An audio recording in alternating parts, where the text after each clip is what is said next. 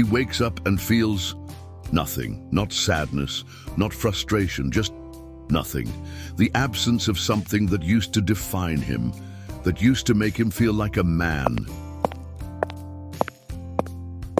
For 2 years, he'd been living in this gray space, not depressed, not sick, just empty.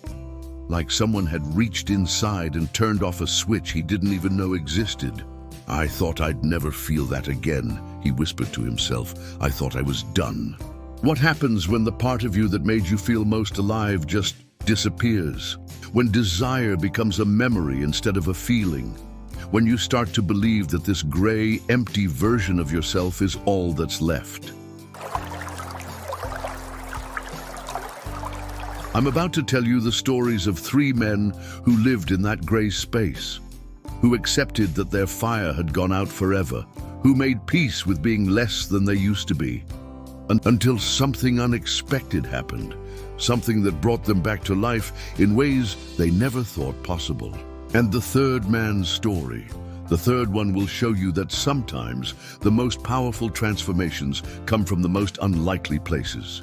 The absence of desire isn't just about the body, it's about the soul. And what I'm about to share with you isn't just about getting something back, it's about discovering parts of yourself you never knew existed.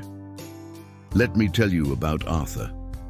Before we dive in, let me ask you something simple, friend. Where are you watching this from? Drop it in the comments. We may be scattered by distance, but we are walking this road together. Still here, still breathing, still worth it. Arthur, 71, sat in his favorite chair every evening at 6 p.m. Same chair, same time, same empty stare into the distance. His wife Helen would bring him dinner, kiss his forehead, and they'd watch the news in silence. "I'm still here," he'd tell her, "but I'm not really here." Helen knew what he meant. The Arthur she'd married 45 years ago had been a force of nature, passionate about everything. His work, his hobbies, her, especially her. But somewhere in his late 60s, that force had just stopped. Arthur had been a high school football coach for 30 years. He'd retired expecting to feel free, relaxed, ready for the next chapter. Instead, he felt like he was slowly disappearing. Not dying, just fading.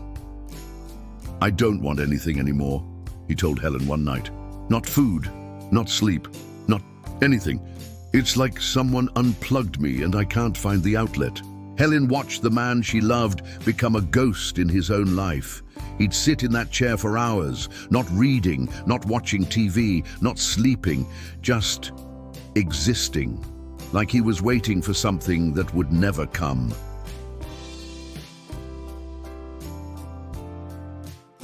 That's when Helen's sister, a nurse practitioner, mentioned something that changed everything. "Depression after retirement is common," she said, "but this sounds different. This sounds like his body stopped making the chemicals that make him feel like himself." Arthur's doctor prescribed antidepressants. They helped with the sadness, but they didn't help with the emptiness. If anything, they made it worse. Now he felt numb instead of empty, disconnected instead of absent. That's when Helen discovered something that seemed almost too simple to work. Sunflower seeds. Not just any sunflower seeds, raw, unsalted sunflower seeds. Rich in vitamin E, selenium, and something called tryptophan. Tryptophan is the amino acid that your body uses to make serotonin. Not the artificial serotonin that medications try to preserve. Natural serotonin. The kind your body makes when it has the right building blocks. Arthur started eating a handful of sunflower seeds every morning, not because he believed it would work, because Helen asked him to, because he'd do anything to feel like himself again.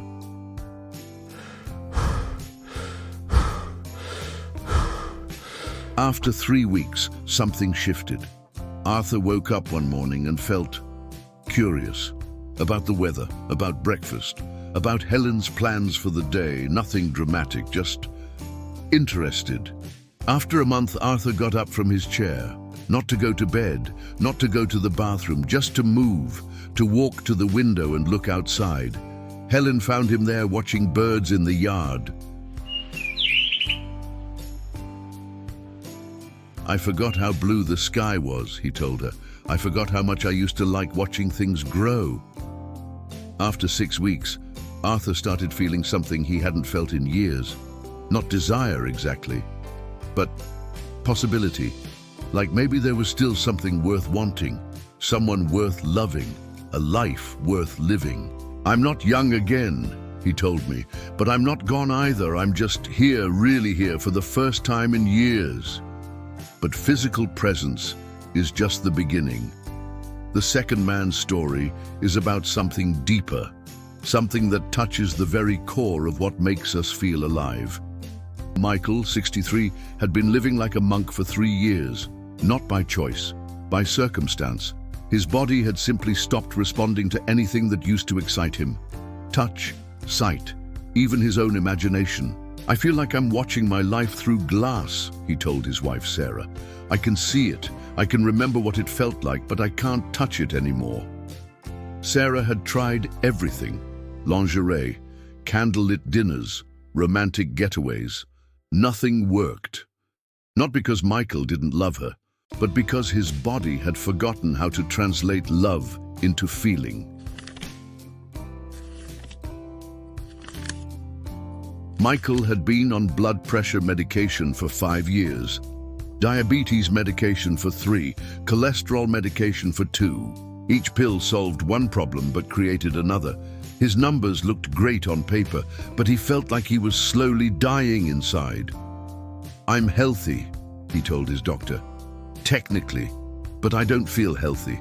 I feel like I'm living in someone else's body." His doctor adjusted dosages, tried different combinations, suggested therapy. But Michael knew this wasn't psychological. This was chemical. Something in his body had been shut down, and he didn't know how to turn it back on. That's when Sarah's cousin, a naturopathic doctor, mentioned something that sounded almost magical. "Your body makes its own nitric oxide," she said, "but medications can interfere with that process. And nitric oxide isn't just for blood pressure, it's for everything.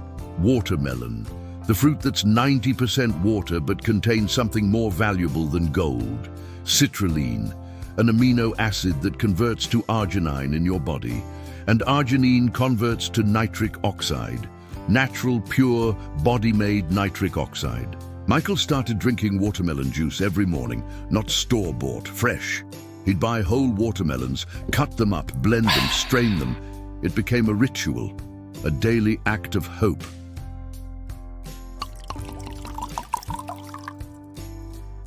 After 2 weeks, Michael noticed something subtle. His skin looked different, more alive, like blood was actually flowing through it instead of just sitting there. After a month, he started feeling sensation, not pleasure exactly, but awareness, like his body was waking up from a long sleep, like nerve endings that had been dormant were starting to remember their purpose.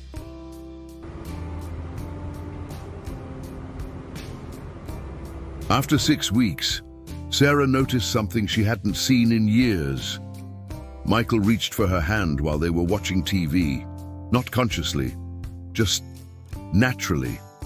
Like his body remembered it belonged to someone who wanted to touch and be touched. "It wasn't sudden," Sarah told me. "It was like watching a flower bloom, slow, natural, beautiful, like he was coming back to life, cell by cell." After 3 months, Michael felt something he thought was gone forever. Not just physical response, but desire, actual wanting. The kind that starts in your core and spreads through your whole body like warm honey. "I didn't just get my body back," Michael said. "I got my soul back, the part of me that knew how to want, how to need, how to love with my whole self." But circulation is just the foundation. The third man's story, that's about something that will shock you, something that's been hiding in plain sight, waiting to wake up parts of you that you didn't even know were sleeping. Richard, 68, had given up completely. After 4 years of medications, supplements, therapies, and treatments that promised everything and delivered nothing, he'd made peace with being empty. "I'm done fighting," he told his wife Margaret. "This is just who I am now, someone who used to be someone else." Margaret had watched Richard try everything: testosterone injections, expensive supplements, exotic herbs, ancient remedies. Nothing worked. If anything, each failure made him retreat further into himself. Richard had been a chef for 40 years. He'd retired 2 years ago, expecting to enjoy cooking for pleasure instead of pressure. But even food had lost its appeal. He'd eat because he had to, not because he wanted to. "I don't taste anything anymore," he told Margaret. "It's like someone turned off all my senses. Food, touch, even sunlight. Nothing gets through." Margaret was desperate. She'd tried everything she could think of. Then, almost by accident, she discovered something that changed everything. "Are you ready for this? The thing that brought Richard back to life? Dark chocolate. Yes, dark chocolate. But not just any chocolate. 85% cacao. The bitter, intense kind that most people can't stand.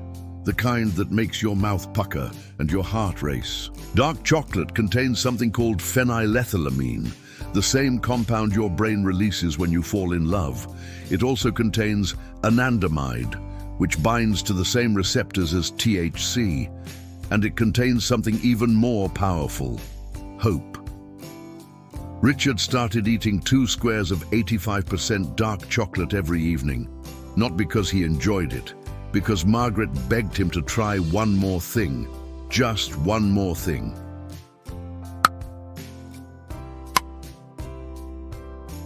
After 1 week, Richard noticed something impossible.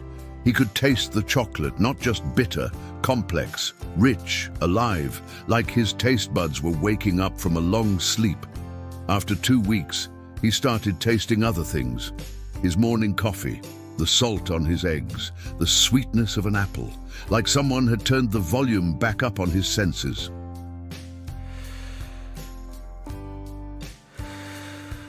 After a month, Richard felt something he hadn't felt in years. Not just physical sensation, but emotional response. He watched Margaret cooking dinner and felt grateful, affectionate, connected. After 6 weeks, Richard did something that shocked them both. He kissed Margaret, not a peck, not a routine kiss, a real kiss, the kind that says, "I want you," instead of "I love you."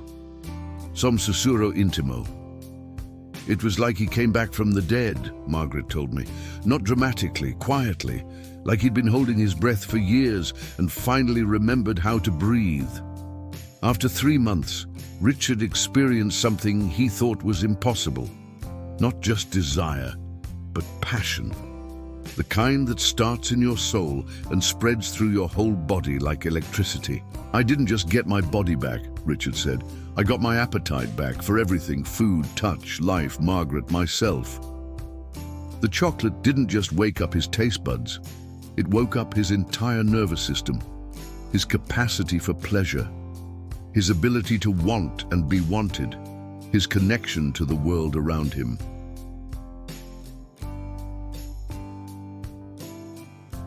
Sometimes the most powerful medicine comes in the smallest packages. Sometimes what we need to feel alive again is something we never would have thought to try. Sometimes the cure for emptiness is sweetness we didn't know we were missing. Som, silêncio matinal, cheio de possibilidade. He wakes up and feels something, not everything, not what he used to feel, but something real, something warm, something that reminds him he's still here, still alive, still capable of wanting.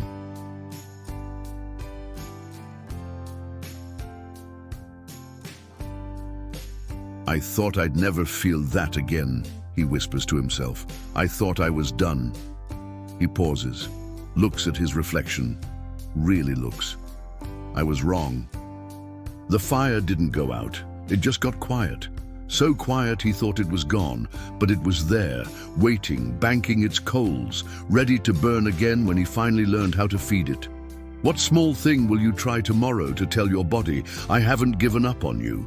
Will you eat sunflower seeds with your morning coffee? Will you blend fresh watermelon for breakfast? Will you let 2 squares of dark chocolate melt on your tongue before bed? If someone came to mind while watching this, someone who's been living in that gray space, someone who thinks they're done, send this to them. Sometimes we need to be reminded that the absence of feeling isn't the same as the absence of hope. You're still here, and you're not done. You're still here. Not because life stayed easy, but because something in you refused to disappear, and that quiet, stubborn ember inside you, it still burns. So tomorrow, choose something small.